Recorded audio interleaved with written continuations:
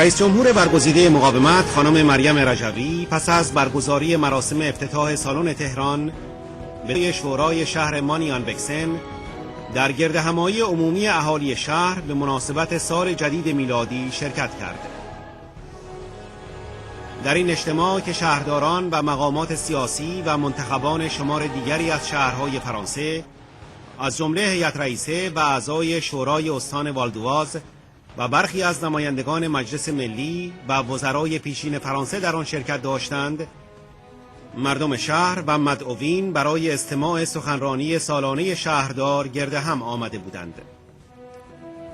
آقای ژان پیر مولر، شهردار مانیان بکسن، در آغاز سخنرانی سالانه خود ضمن خیر مقدم به مدعوین فرانسوی و تشکر از حضور خانم رجوی رئیس جمهور برگزیده ایران، ابتدا به مسائل روز بین المللی و به خصوص فاجعه زلزله در هایتی پرداخت کرد که در برابر دیوانگی، بیرحمی و سنگدلی برخی رژیم‌ها و برخی آدم‌ها، فرانسه بایستی جایگاه واقعی خود را در وفاداری به ارزش‌هایش، هر قدر هم که بر عهده گرفتن آن دشوار باشد، مسئولیت و وظیفه ما مبارزه با دشمنان آزادی است در هر کجا که باشند، نه به خاطر حفظ نظم جهانی، بلکه به خاطر دفاع از ارزش‌های مشترک آزادی و حیات بشری.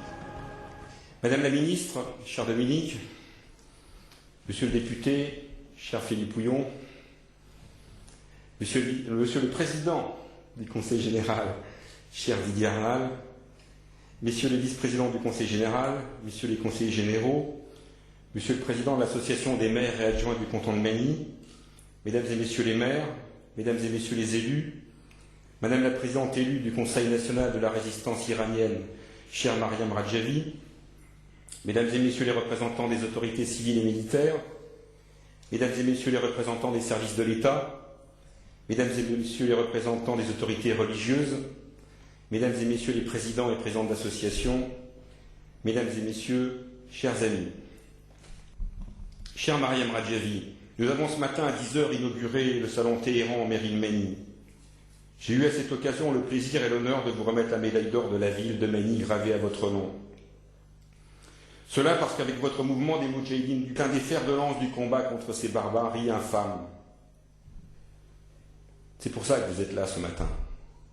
Madame la Présidente, je vous l'ai dit plusieurs fois, notamment à l'occasion de l'hommage rendu à Laure Hargley, à Auvers-sur-Oise. Votre combat pour la liberté, pour un Iran libre et démocratique contre le régime infâme, injuste et liberticide des mollahs est le nôtre. Il est le nôtre, il doit être celui de tous les notre devise, celle de notre fraternité. Que 20 mots ne soient nulle part dans le monde foulés aux pieds. À vos côtés pour la liberté, pour la démocratie, pour des élections libres, pour des élections saines et transparentes, pour l'égalité entre les hommes et les femmes, contre la torture, contre la peine de mort, constitue pour nous plus qu'un combat politique, plus qu'une expression de solidarité, plus qu'un soutien lointain. Il constitue une exigence morale que nous avons chevillée au corps, au cœur et à l'esprit. En ces jours de janvier 2010, au lendemain du dernier épisode, semble-t-il, du triste et indigne procès fait à petite presse à Téhéran, à l'aune de ce qui se passe aujourd'hui en Iran, de ce qui se passe chez vous, parce que c'est chez vous, le monde, et je choisis mes mots, se conjugue au vôtre, à celui du peuple iranien, à celui des hommes et des femmes d'Iran. Le régime d'Ebola ne doit pas disposer de l'arme nucléaire, de par ce qu'il est, de par ce que se dit son funeste président de la carte d'État d'Israël, et d'y douter de la réalité de l'Holocauste. L'heure n'est plus d'aujourd'hui, n'est pas plus aujourd'hui qu'hier, ou demain, naturellement, à la complaisance. Elle n'est pas plus à la guerre, elle est au soutien aux combattants du peuple que vous êtes, parce que vous êtes, chers amis, chers Mariam Radjavi, l'alternative, l'alternance démocratique, vous êtes la force de la liberté et du développement pour l'Iran. Vous le savez, vous le vérifiez, votre audience en Occident, en Europe comme aux États-Unis, est de plus en plus importante. Les sympathies, les soutiens, notamment des maires de France, les amitiés à l'égard de votre mouvement ne cessent d'augmenter. L'obscurité, l'obscurantisme dans lesquels votre pays est aujourd'hui encore plongé ne dureront pas. Je vous l'ai dit, cher Mariam Radjavi, l'histoire n'a cessé de le démontrer. Tous les murs, aussi hauts et épais soient-ils, finissent toujours par tomber, certains d'un seul coup, sans avoir jamais donné le moindre signe d'affaissement ou de fissure. Aujourd'hui, le mur du fascisme religieux d'Ebola, le mur de leur intolérance, de leur négation des droits de l'homme, celui de leur haine de la démocratie se fissure. Les enfants d'Iran, légitimement, réclament le droit inaliénable à la liberté, leur droit comme les femmes. Chers amis moudjahidines du peuple, il y a 20 ans s'est écroulé le mur de Berlin. Comme je vous le disais ce matin, il n'est pas tombé tout seul. En février prochain, il y aura 20 ans que Nelson Mandela, après 27 ans d'emprisonnement, retrouvait la liberté et mettait peu après fin à l'apartheid. En 2008, après l'assassinat de John Kennedy et celui de Martin Luther King, Barack Obama a été élu président des États-Unis. Sachez, Madame la Présidente, que nous sommes nombreux à vos côtés dans votre combat pour la démocratie et la liberté en Iran.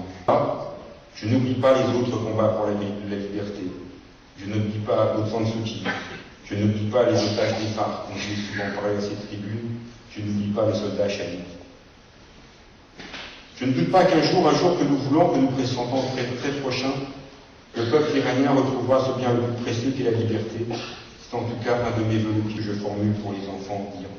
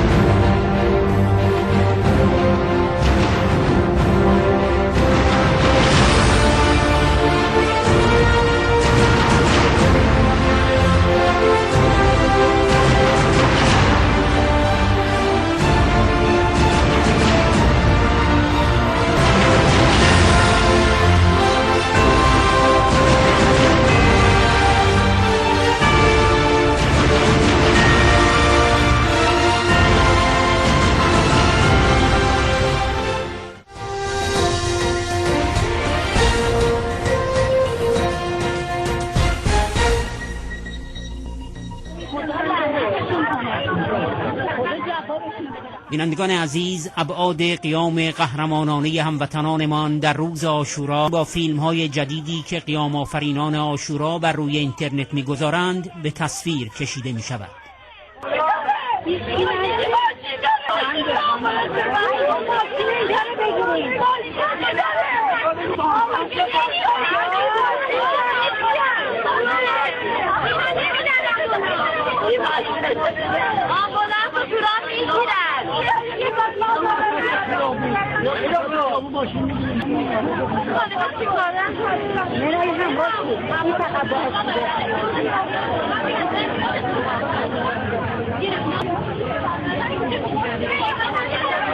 الان نمیبرن میتونه نابودش میکنن. اینا باید یکی همراهش بره مطمئن جایی که هیچی دیگه خبردار نه.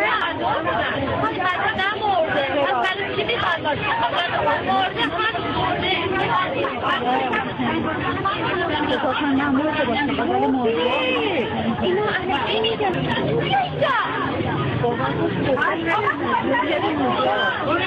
بابا